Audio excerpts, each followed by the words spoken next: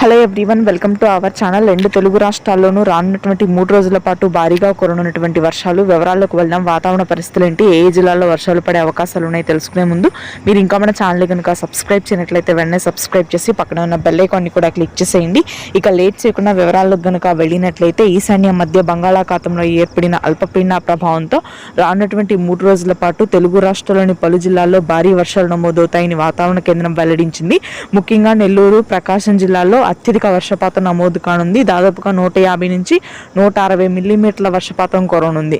ఇక ఆ తర్వాత కర్నూలు, కడప, అనంతపురం వ్యాప్తంగా తేలికపాటి నుంచి మోస్తరు వర్షపాతం నమోదైతే మధ్యాంధ్ర, గుంటూరు, కృష్ణా, కోనసీమ ప్రాంతాల్లో తేలికపాటి నుంచి మోస్తరు వర్షాలు కురనున్నాయి. దాదాపుగా కోస్తా తీర ప్రాంతాల్లో భారీ వర్షాలుంటాయి. తెలంగాణలో చలి తీవ్రత పూర్తి స్థాయిలో పెరుగుతుంది. రానున్నటువంటి 3 రోజుల పాటు కనిష్ట స్థాయికి ఉష్ణోగ్రతలు పడిపోతాయని వాతావరణ కేంద్రం వెల్లడించింది. హైదరాబాద్లోని పలు ప్రాంతాల్లో రాత్రి సమయంలో ముఖ్యంగా కనిష్ట స్థాయికి 14 డిగ్రీల వరకు ఉష్ణోగ్రతలు తగ్గనున్నాయి. ఇక ఉత్తర తెలంగాణలోని నిజామాబాద్, ఆదిలాబాద్, నల్గొండ, ఖమ్మం, ములుగు, భద్రాద్రి, కొత్తగూడెం, మేడ్చల్ ప్రాంతాల్లో అత్యధికంగా వర్షాలు కురిసే అవకాశం ఉంది. శ్రీకాకుళం, విజయనగరం, విశాఖపట్నం ప్రాంతాల్లో 1-2 ప్రాంతాల్లో మాత్రమే తేలికపాటి నుంచి మోస్తరు వర్షపాతం ఉంటుంది. ఇది ప్రస్తుతానికి నా వెదర్ అప్డేట్. Thank you.